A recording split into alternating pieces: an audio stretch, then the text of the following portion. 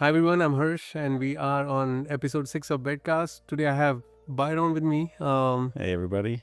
Very excited to have Byron over here. I met Byron on one of the sets we were filming few weeks ago, and I had fun working with him. We shot a few reels about the set life and behind the Hi. scenes, and I had a great time. And I thought Byron is a very interesting filmmaker.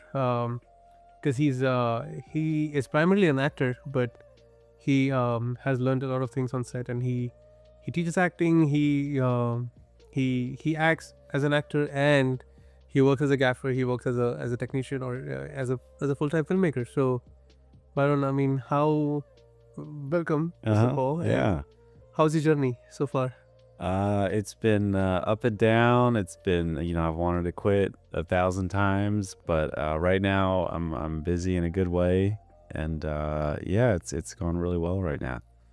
Right, Uh, Byron, when did you start acting? my first thing was probably third grade. We did a miniature play, The Little School Bus, and I played Carlos, the little rascal. And then I did little plays off and on here and there. I always kind of wanted to be an actor around 10 to 12, but it always seemed kind of far away. I did some plays in high school, but I kind of stopped around sophomore year. And then it was really around, yeah, right after COVID that I kind of wanted to jump back into it. And I started taking classes and really just kind of devoting all my free time to acting and auditioning, and slowly just made my way to getting parts that I could have never imagined. And so it's been really rewarding, but yeah, it's so difficult, especially at the beginning when you don't have any roles or experience. It's so hard to kind of get a foot in. Right. Do you think the acting classes help you get the foot in? Definitely 100%. Just to go from like no idea. And for me, it'd been like 10 years since I had acted in high school when I jumped back in, probably even longer. So just to kind of get a foot in, get some experience, get an idea of how the industry worked. Mm-hmm. So I'd say classes were definitely a big part of getting started. Right. Because I mean, if I see myself, I'm in my 30s right now, and if I see myself in my early 20s, if I have to advise something to myself, I would just play it differently. I mean, do you think so? If you have to Um, go back and advise? oh yeah, definitely. Everybody would have done their 20s differently, or a lot of people. I definitely would. Uh, just I just had no clue how things worked. I just kind of had less drive. Because there was times in my 20s when I did try to start. I sent out some auditions.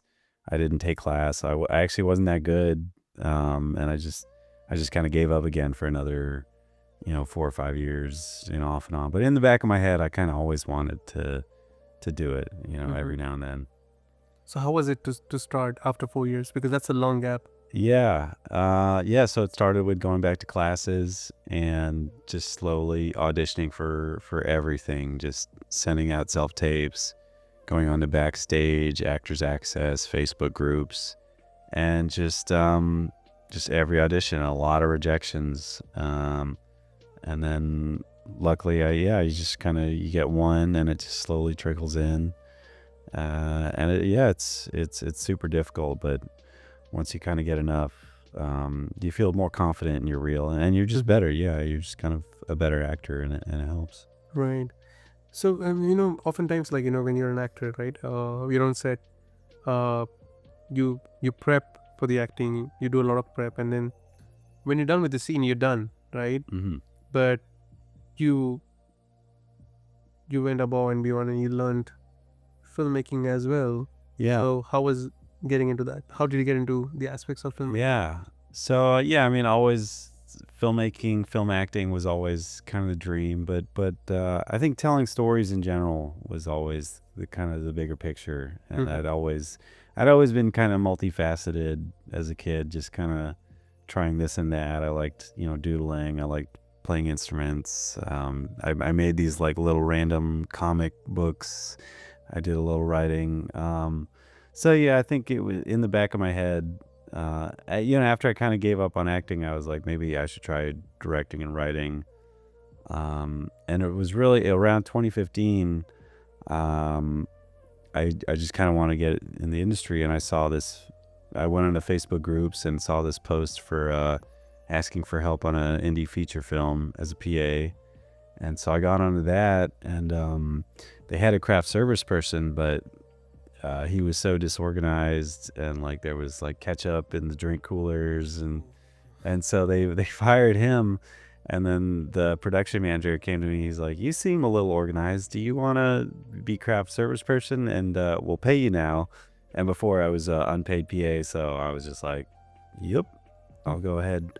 I'll do that." And after that, I actually started getting a lot of craft service gigs, and along with PA gigs. And that is actually how I kind of started my filmmaking journey. Was doing craft service, and I actually kind of did that off and on for about 3 or 4 years. For people who don't know because like, oftentimes people don't know what is a craft service gig. Yeah. Can you please explain? Yeah, it's kind of like catering. It's not like the full crew meals, but it's, crew, cast and crew of like 30, 50 people. They need someone to kind of take care of the waters, the snacks, the coffees, and just every little thing. Like you need a Tylenol, we need this and that. So yeah, you're really kind of the food supplier, and just crew morale too. I think it makes a difference when there's good craft service. People kind of feel taken care of, and it helps because you're on 10 to 14-hour days on these sets. So it just kind of help take care of people at the end of the day. When my first gig in filmmaking was also crafts and services. Yeah. I was a PA. I mean, I was an all-round PA. I did everything. I drove around. I did crafts and services. I got water, coffee for everyone. Now, for someone who wants to get their foot into filmmaking, do you think crafts and services is the best way to get in? With absolute no experience of filmmaking. I mean, if you have nothing and that's how you want to jump into, I mean, that's one of my regrets. I wish I knew to kind of really jump into like being an AC or a gaffer. You need skills for that, right? I mean, right. And but I would have known to work the system better to know. I should talk to first ACs and see if I can get on their team. I should talk to gaffers. I'm happy now where I'm at, like, because I have the experience, but my journey would have been a lot quicker if I'd kind of known exactly what department I wanted to get into. Because craft service can be a trap, and you get trapped into the well, like literally, because you're in your little corner. You're not really on set. You're kind of in your own little craft service world. But it was a great also look at behind the scenes production. Like you kind of spend a lot of time with the production manager and the production crew who aren't on set but kind of manage things around it. So I am glad kind of I took that journey. But if I wanted to specifically get into gaffing, I would talk to gaffers and start as a grip and such. But yeah. I still remember a funny incident. Like when I was actually on my first gig on crafts and services, I went around and I was just writing notes on like, they use this tripod, this brand of tripod, that brand. I used to make notes in my notepad, and I asked a lot of questions to the DP, and then DP was a funny guy. I mean, he said like, "Don't you think you're asking too many questions?" I was like, that's the only way. I was just there to learn. And you're right. There's some benefits because the craft service person actually does meet everyone. Everyone has to come to craft service. So you do get a very good big picture of everything. Yeah. And they're all nice to you because they all, well, sometimes, most of the time. Yeah. It's tough because you're the guy that if they don't have it on set, they go to you like, do you have this? Do you have bug spray? Do you have first aid kit? So yeah.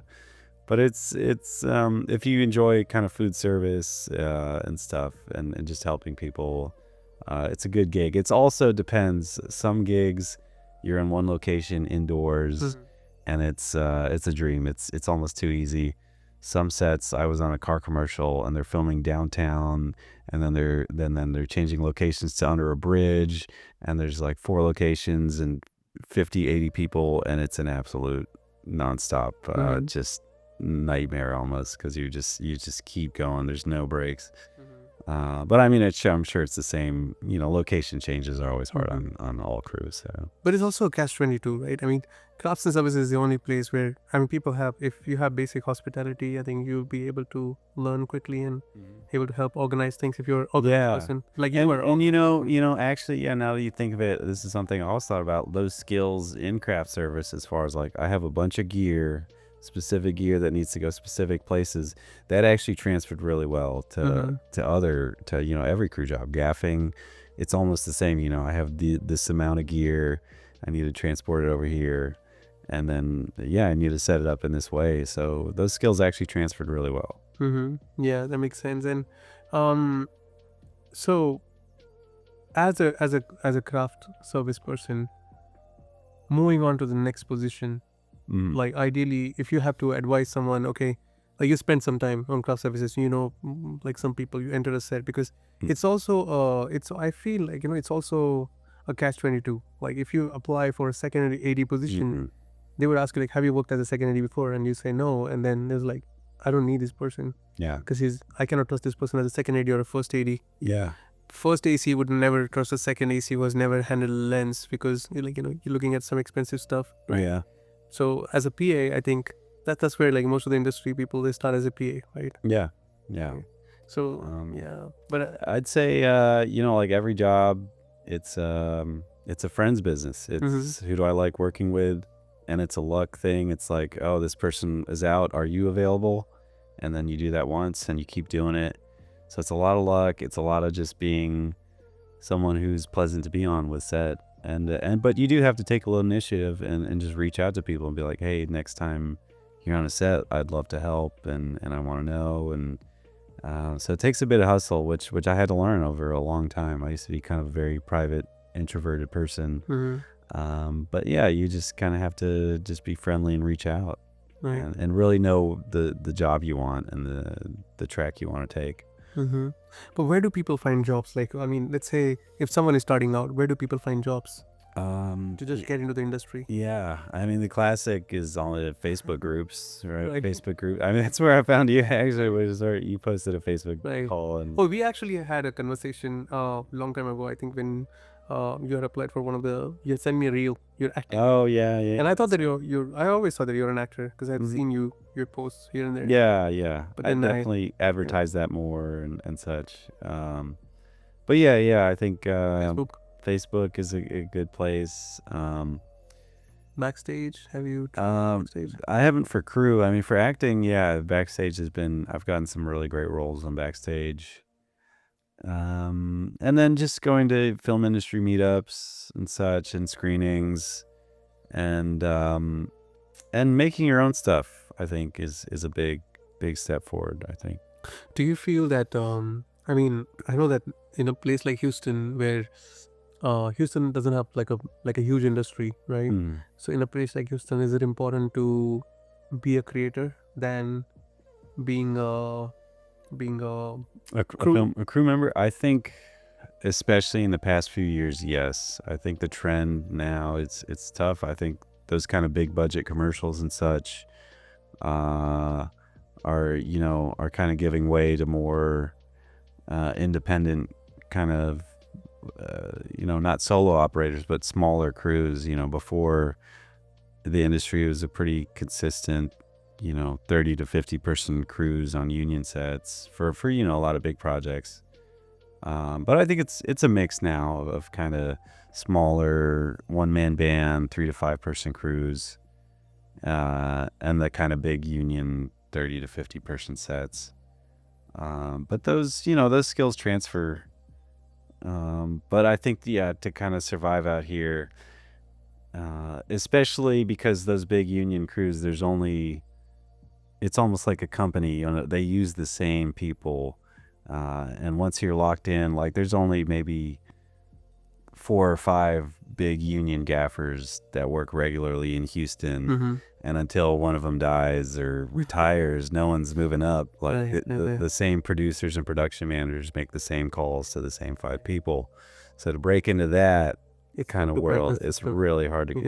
It's like a company almost. But kind of being a solo operator, videographer, marketing person, Mhm. you know, your own, you kind of can forge your own track a little more. So it's tough to get into the trust system, or Into those kind of big union sets, union I'd sets? say, yeah, is So a you have to be a real. union.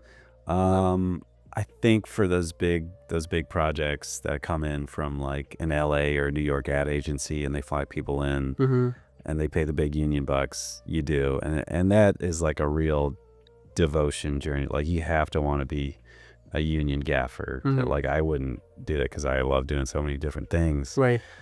They want a guy who's I just gaff and I have a Mm-hmm. whole kit and such. Right. So this is where, like, when I was starting out, and I was I think there was a point where I was renting cameras a lot, and then someone had suggested me that, okay, if you're renting something 2 to 3 times a week, that means it's better to buy it because Mhm. you're going to spend a lot of money on rental. What's your take on owning equipments versus renting? I'd say, yeah, start cheap and like, I would own the cheapest, quickest, smallest kit I could, just so I don't have to go through the hassle of like, I got to rent this thing for this day. Because the more reps you get, the better you get. So at least for me, if I was starting out, I would get like the cheapest 3 light kit I could, the cheapest sound recorder I could. And if I wanted to make something really premium, I would rent. Um, but yeah, I just feel like, you have more control and less hassle, um, with owning. But that's also, yeah, you don't want to buy everything you can just so you can own it. You gotta Yeah. try stuff out, borrow from friends, see what you like first before buying anything. Because they also depreciate, right? It depreciates, and also, sometimes if you buy stuff you don't use, it's a waste. But yeah, I'd say that if you're starting out and getting experience, I'd say, I tell people, start off on your iPhone and film, because I Mm-hmm. think a lot of people wait until they have the perfect, greatest project ever made. And I think when you're starting out, it's more important to just get reps in Mm-hmm. and really see what you like before it's jumping into a big budget thing, for sure. Yeah. Mm-hmm. Right. So I think going back to when you started as a craft services, then what was the next big kick you went into Well, yeah, after that, I before did the moving to as a gaffer? gaffing. Yeah. So that, I got out of the industry right around COVID. Um, and I got a sales job, and then I had a kind of a work from home kind of help desk job. But then, yeah, I started getting back into it. Um, as far as, yeah, I started filming my own kind of videography videos, little promo videos for restaurants and stuff. And then I had a group of friends that we would film every weekend, called In the House Productions. And that's when I really started learning, kind of, film crew stuff and really diving in. Because before, yeah, I'd just been kind of PA and craft service. But now we were kind of making our own short films, and we would do it every Saturday. And that's where I kind of really started getting, learning about kind of behind the scenes, how everything worked. And then just slowly over time, just getting some more clients, while still working, PA and craft service stuff to kind of keep afloat. Right. And it just slowly transitions. And of course, acting gigs, which in Houston, it's always a side gig. It's tough to be a full-time actor in Full-time, Houston, right. for sure. But yeah, if I did have to pick one that I could live off of, it would be acting. I think Right. is a Yeah. big passion. Yeah. Do you see yourself as a 9 to 5 person? Um, there's times, yeah, where I have been, and yeah, no, I didn't mind it. It's tough to yeah, because I love doing so many different things, and that's kind of what I like about doing kind of small do-it-yourself filmmaking, is there's so many little facets, and you can just change. You can be editing one day, you can be shooting another day, planning another day. So yeah, I really like that part of it. But Yeah, no, it hasn't always been stable. It's and even now it's stressful, and it's and you think, you know, you're giving a lot of your future away almost, because it's not guaranteed. The financial pressure, all the Financial pressure, always, yeah. stability. Stability. So yeah, it's not a complete, you know, clouds and roses. It's stressful every day, Yeah. honestly. Yeah, it's difficult. So it's a sacrifice. Yeah. But there's always, I think there's a dream which is common among Mm. everyone who's wanting to be a Yeah. filmmaker or is a filmmaker, right? That the dream to create something, you know, which Mm, is sometimes more than money, right? And then for sure. so Yeah. Creatively right now I feel 100% fulfilled. Not maybe 100, but you know, I feel really fulfilled. Yeah, financially and stably, I'm 50% fulfilled. right.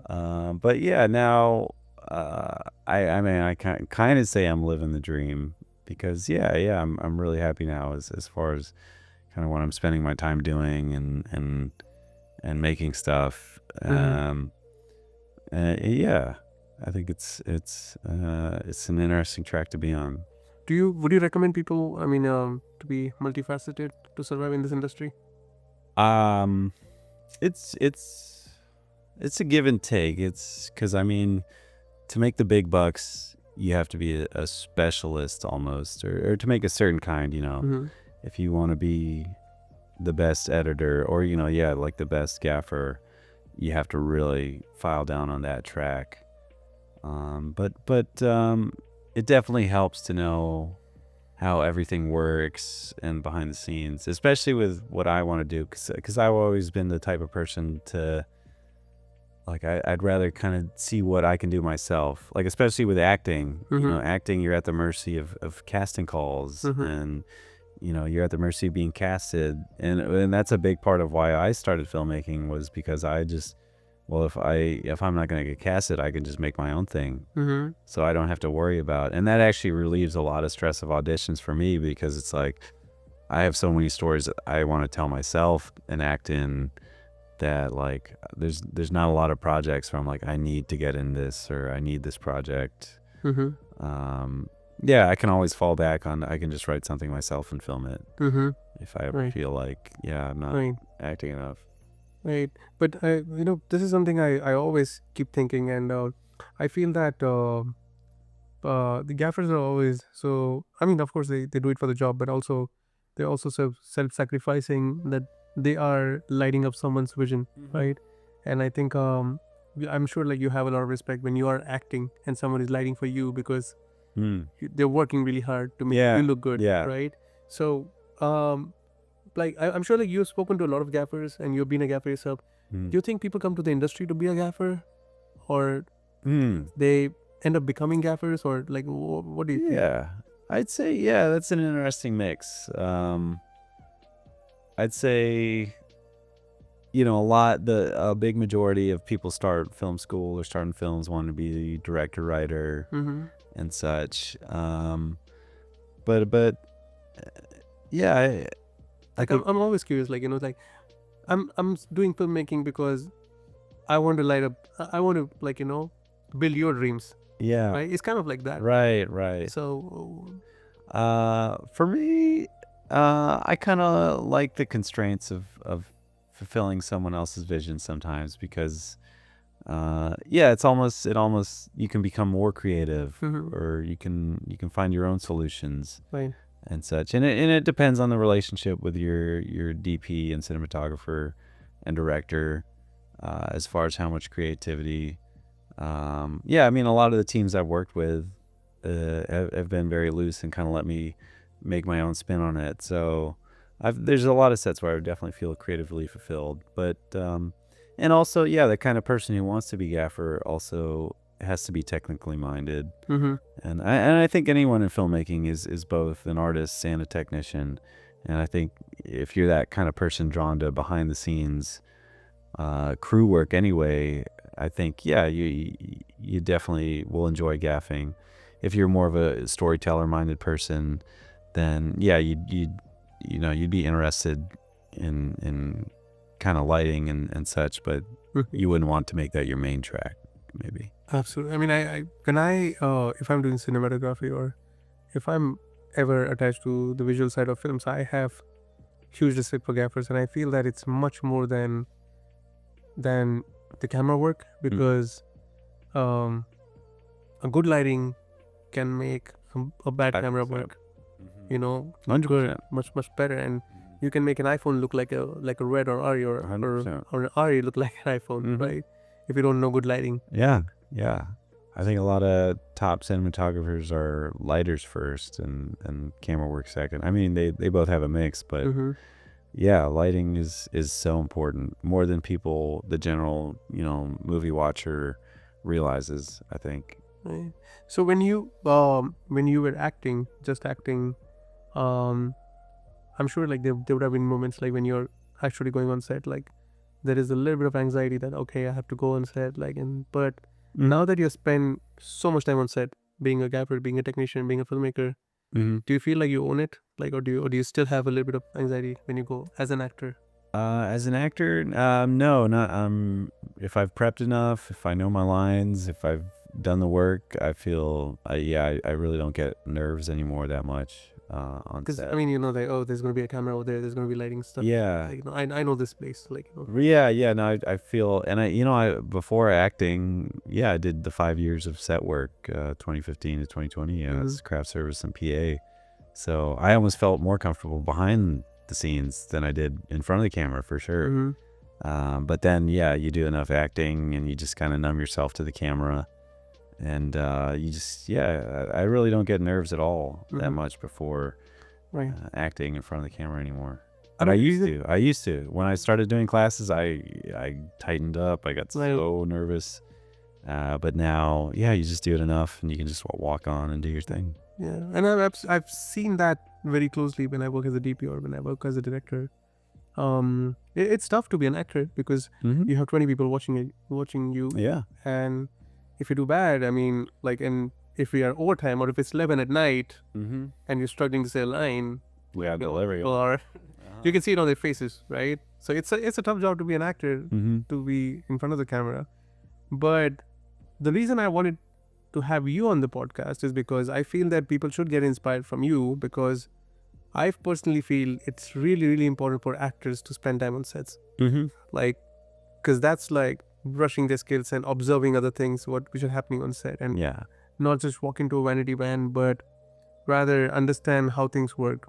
And I feel that what someone can learn from you is how to, respect lighting, or even understand like how lighting works, and position yourself Yeah. to the camera, Yeah. right? And position yourself to the lighting, because sometimes no one is paying attention to you, and if you are allowed to do what you want to, Mm. I'm sure you might have played understanding where the good lighting is, Yeah. right? Yeah. Taking it to your advantage, right? 100%. That Yeah. always gives you an edge. I think, yeah, definitely for people starting out, getting an idea. I mean, for film acting or any acting is the basics of who your audience is. Like the theater, you kind of have to cheat out to the audience. You kind of have to show your body to them a little more. But for film, it's, yeah, you have to get a sense of where the camera is, where the lighting is, the camera frame and such. So yeah, for beginning actors, definitely I would say get some experience behind the crew. And for any actor of any level, for any actor of any level, getting some experience, seeing what it's like directing, I think is huge, because you see what directors want. You see kind of how an actor fits into the whole machine, and you can kind of see how there's a lot less pressure on you than you think from directors. It depends on the director, but most of the time directors, or when I direct, there's so many other things going on Mm-hmm. rather than just the acting, which is a big part. But yeah, you can kind of, it takes a little pressure off knowing that you're just a tiny little piece of this machine. I Right. think. How and this is more personal. I mean, I feel that I've seen you on set. You're a calm person.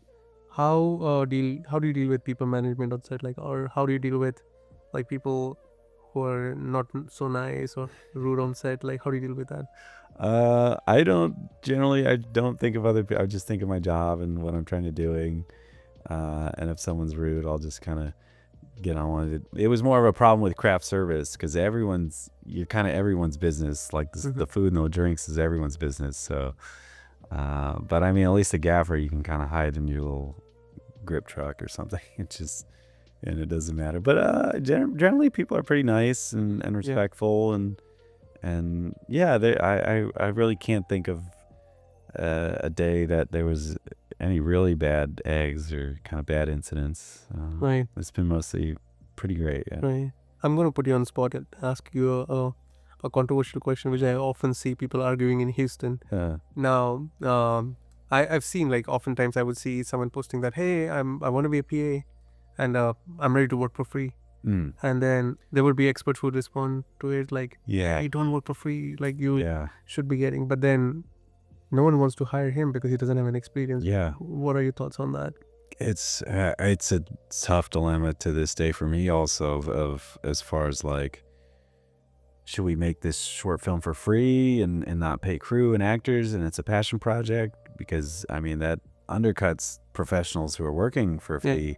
But at the same time, if you wait your whole life to get a budget, you're never going to make anything. Like, so it's a mix. And it's a scrappy world out there, you know, you got to do what you got to do to survive and get experience. So, it's still something I struggle with as far as like, you don't want to devalue the industry, but at the same time, you need to start somewhere. So yeah, I personally see it's kind of like give and take sometimes. Like, you know, it's kind of like you scratch my back, I scratch your back. You know, it's kind of like you work with the people, you collaborate with people you trust, but it takes time. Like, you wouldn't work with someone for free if you don't know that person. But if you know good enough, like, you know, you help that person, someone helps you, and it's kind of like a give and take. I feel I have good relationships with actors, like, you know, where they help me out, I help them out with reels, we exchange data, and that's like a good language of currency sometimes, right? Yeah, and it's tough. I mean, how do we? I know if you see it as a job, which I've been watching in Houston for a long time, that everyone sees it as a job, which is why we're not seeing like TV or films created in Houston, right? Right. And we need to get Houston on the map, for which you need to create. And I think Byron has he works with a group of people. He has a team of people where they screen. Like, do you want to talk about like how you guys screen? Short films. So my group, we kind of started a monthly or once every 2-3 month film screening, which is really rewarding, you know, because putting it on YouTube is just faceless views, random comments, but really seeing people's reactions to the films in person and having it screened in an environment that's meant for, you know, films instead of, you know, on your phone makes a big difference. So yeah, that's been a really kind of rewarding filmmaking experience is doing those screenings. And that was kind of another big kind of facet of, I had a partner who kind of set up the first screening. So that was an interesting look into event planning and coordinating and marketing and such. But I think, that's kind of the start is kind of building an audience. And yeah, Houston definitely does need more, you know, content that's going to reach out to a wider audience, I think. Because I feel that Houston needs like good revolutionary filmmakers who like step out of their comfort zone and do stuff, because I think then we could get Houston on map. Like, I mean, we just need like one big series, you know. We would create a lot of jobs, and then, you know, more money starts pumping in because cheap land. It takes one like Taylor Sheridan. What he's done for Dallas is revolutionary. You know, he is the Dallas film industry, or a big chunk of it. Right. And so if Houston gets a few filmmakers that can really get some big projects going, I think it can be put on the map because the crew is there and the talent is there. It's just I think it's a lack of production and producers that can kind of bring the outside funding in. Right. And it's also heartbreaking to see when good talent actually leave Houston. That's a big thing. Yeah, there's a Houston brain drain. All the talent wants to go to Austin or LA or New York or Atlanta, even New Orleans. Right. For some reason, Houston isn't seen as a film city. Right. And so, you know, Byron, thank you for spending so much time. And to conclude, I think we met today to discuss about vertical filmmaking, and we're trying to explore that through some projects. But I want to understand, like, your take on filmmaking, which is evolving, and how do you see the next few years to be? Sure. Yeah, I mean, content is definitely more people spend time on their phones, scrolling than going to the movie theaters. Um, and yeah, it's not, movie theaters aren't going to die. It's like McDonald's came out. That doesn't mean restaurants died. It's just a different avenue and a different art form. And I think you kind of have to, it's a balance between giving people what they want and feeding it to the format that works for them and having your own kind of creative vision. And that's something, I struggle with generally in creative projects is how much do I want this to be my thing that makes me fulfilled versus how much do I want this to kind of serve the audience and meet them where they're at. Mhm. So it's always, it's always a kind of back and forth where you want to, feel fulfilled yourself, but also kind of serve an audience. Mhm. And yeah, and I'm excited to kind of get into the vertical format and experiment and see where you can kind of make something unique and also crowd pleasing and also fulfills the kind of expectations of verticals, which is it has to be really poppy and snappy and attention grabbing, Mhm. and just see if there's ways to kind of play with that and make something that's really creatively fulfilling and yeah, and informative and entertaining. Because yeah, I'm both. I want to entertain people. I want people to feel good when they watch things, but also, bring some real insights into the human condition and all that. Mhm. Well, Byron, thank you for joining, and I think keep inspiring everyone else. I think the way you do, and keep entertaining. I think the way you wish to. Yeah. Thank you so much. Thank you, and it's a cut. We All right. when we end this episode by saying it's a cut. It's a cut. All right, It's a cut. it's a cut. Okay.